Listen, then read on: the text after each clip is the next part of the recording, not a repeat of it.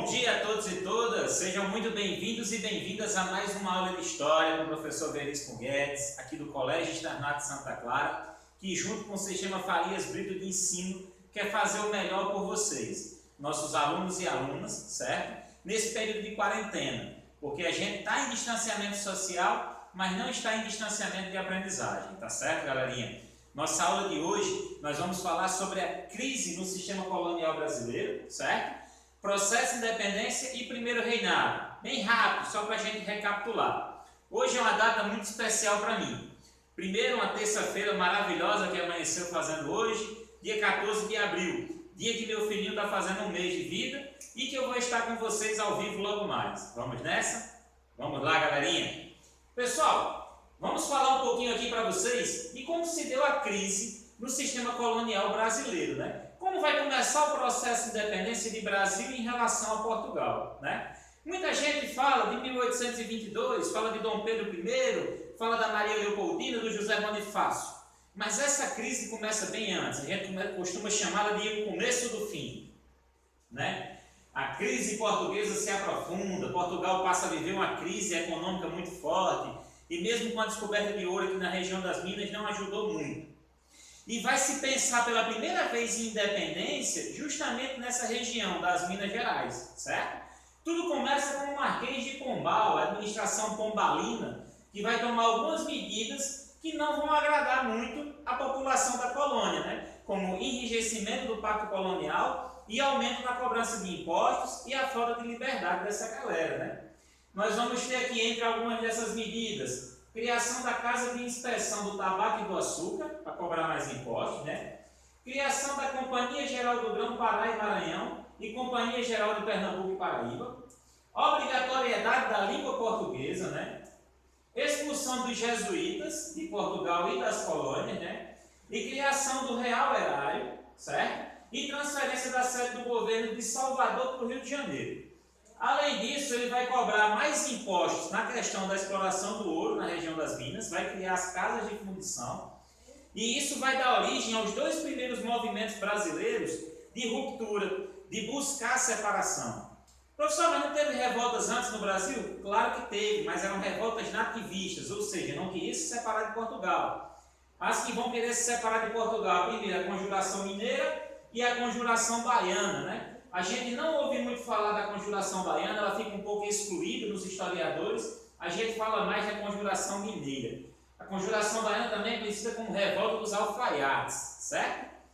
E ambas queriam separar Brasil de Portugal. Muito delas influenciadas ali pelos ideais iluministas, pela independência dos Estados Unidos. A Conjuração Mineira, que tem o Tiradentes como principal herói, um herói que foi construído um século depois, né, porque até então era um vilão, né, e foi morto por isso, recebeu a punição exemplar. A Conjuração Mineira, ou Inconfidência Mineira, ela queria separar Minas Gerais do Brasil e de Portugal, criar uma república, né, baseada nos ideais iluministas, entre aspas, porque queriam manter a escravidão, né? Queriam a criação de uma universidade, de manufaturas e a liberdade, certo? E manter a escravidão. E aí eu pergunto, onde é que está a liberdade, igualdade e fraternidade dos ideais iluministas?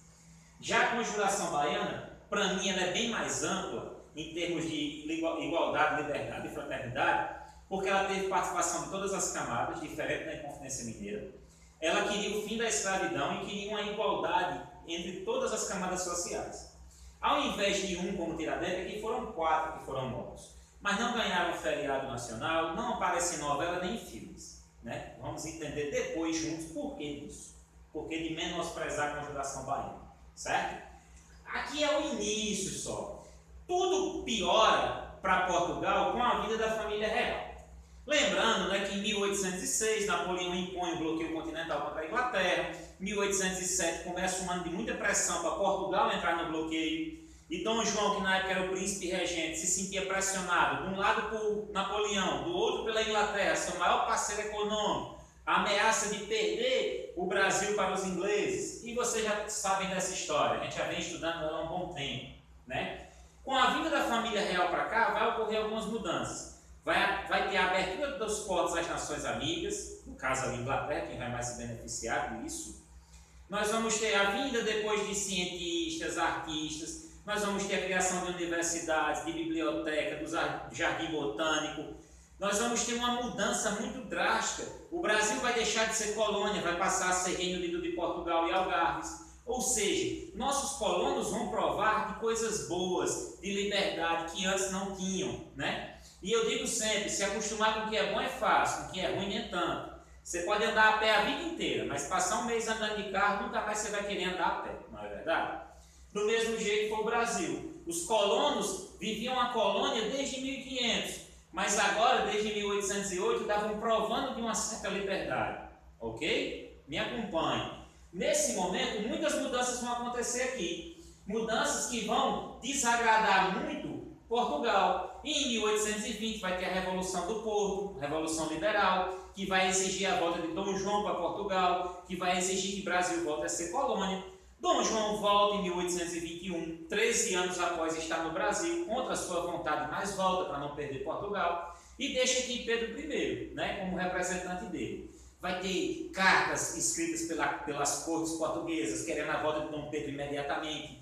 No dia 9 de janeiro ele diz, se é para o bem de todos e a felicidade geral da nação, estou pronto, diga ao povo que fico, é o dia do fico. Nós vamos ter um trabalho de bastidores muito forte da Maria Leopoldina e do José Bonifácio, junto ao Dom Pedro I, até que a independência do Brasil é declarada, né? E o porquê das aspas, professor? Porque o Brasil, ao longo de sua história, nós sofremos a colonização portuguesa, sofremos o imperialismo inglês, depois o imperialismo norte-americano, e vemos sofrendo até hoje com esses imperialismos dessas grandes potências do mundo. Somos dependentes de mercados como o da China, por exemplo, agora, nosso maior mercado consumidor e de quem também compramos muito, certo? E vivemos muito ainda parecido com a colônia, vendendo matéria-prima e comprando produto industrializado, nos tornando assim refém muitas vezes do capital estrangeiro. Nós tivemos lapsos, lampejos de independência ao longo de nossa história, tá certo? Não é algo tão concreto. Até porque em 1822 o Brasil pegou 2 milhões de libras esterlinas emprestados com a Inglaterra para pagar a Portugal de indenização para que eles reconhecessem nossa independência. Isso tem lógica? De maneira alguma. Mas aconteceu. E a partir daí, quem vai governar o Brasil é o Dom Pedro I, que vai ser proclamado imperador do Brasil, quando proclama a independência, certo? Vai enfrentar uma verdadeira guerra interna, a guerra da independência, porque algumas províncias brasileiras não queriam independência, porque tinham relações muito fortes com Portugal. Havia uma grande parte da população portuguesa vivendo aqui. Os nossos políticos naquela época, a maioria eram portugueses também. Então vai ter essa guerra, ele vai contratar mercenários estrangeiros, vai gastar muito para formalizar nossa independência, mais uma vez, certo? E começa assim em 1822 o primeiro reinado, que vai só até 1831, né? Dura apenas 9 anos. Nesse momento, em 1823, ele convoca uma assembleia para escrever uma constituição para o Brasil. Porém, ele não gosta muito do texto. Embora estivessem vivendo uma época das revoluções liberais, do liberalismo, até da Revolução Industrial Inglesa, o Dom Pedro havia sido criado num modelo absolutista e queria governar assim. Como ele não gosta da Constituição de 1823, ele dissolve a Assembleia, expulsa deputados e senadores, alguns vão até presos, e ele mesmo agora vai ditar uma nova Constituição. E em 1824 ele impõe à força a Constituição para o povo brasileiro, que tinha os 3 poderes, legislativo, executivo e judiciário, mas tinha o 4º poder, o moderador, exercido por ele, que controlava os outros 3. Então, absolutismo de fato. Com essa Constituição, nós não tínhamos participação popular, nós não tínhamos liberdade, era absolutismo, que vai desagradar muito até pessoas que apoiaram o próprio Dom Pedro, porque tinham a esperança de uma república surgir após a independência do Brasil, como ocorreu nos outros exemplos que vinham acontecendo nos Estados Unidos e na América Espanhola, a antiga América Espanhola. Mas ele vai na contramão. Aí vai ter a Guerra da Cisplatina, no primeiro reinado ainda, né? Vão ter rebeliões por todo o Brasil, como eu disse. Vai ter a Guerra da Cisplatina, que é hoje o atual Uruguai, que era colônia brasileira, província brasileira, vai se libertar. Nessa guerra, além de gerar gastos e a vergonha da derrota, vai desgastar muito a figura do imperador, que para contribuir com esse desgaste, vai ter a relação dele com a própria Maria Leopoldina, que era muito querida no Rio de Janeiro, seus casos de traição e de agressão física contra ela, e vai ter também o lance dele estar sempre preocupado com Portugal. Quando o pai dele morre, ele vai até Portugal, assume o trono e abdica em nome de sua filha. Volta para o Brasil. Depois seu irmão Dom Miguel toma o poder de sua filha. Ele vai de novo a Portugal, derrota Dom Miguel e devolve para sua filha. Aí os brasileiros vão começar: meu irmão, esse cara é rei do Brasil ou de Portugal? E com essa dúvida plantada na mente da população brasileira, o governo de Dom Pedro será abalado. E a perda de apoio, insatisfação, o absolutismo dele vai culminar em 1831, que ele é forçado, basicamente, a abdicar do trono. E ele abdica em nome do seu filho, Dom Pedro de Alcântara, né? Pedro de Alcântara, que viria a ser o Dom Pedro II. Como o boy só tinha 5 anos de idade, o que acontece? A Constituição previa a formação de uma regência. Um grupo de homens que iria governar até que o Dom Pedro tivesse a maioridade. E como nós vamos ver na nossa próxima aula, o período regencial é muito conturbado, cheio de revoltas também. Tá certo, galerinha? Então, espero que tenha dado para entender um pouquinho mais desse assunto. É apenas uma revisão, a gente já viu esse assunto juntos lá no 8º ano. E hoje de tarde tem aula no Zoom, online, ao vivo, para a gente tirar nossas dúvidas, tá certo? Então, dá um confere aí nessa aula de agora. Vou mandar esses slides para vocês e vamos estudar.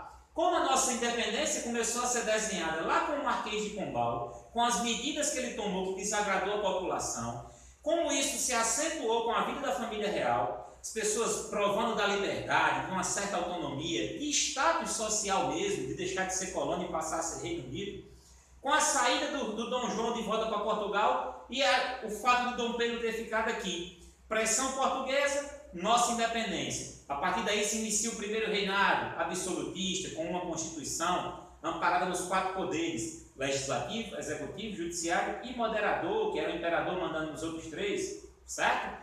Fiquem de olho e vamos aprender mais sobre esse assunto. Qualquer dúvida, estou aqui, tá certo? Se cuidem, fiquem em casa, cuidem de suas famílias. Beijo no coração de cada um e cada uma de vocês. E até a próxima, galerinha!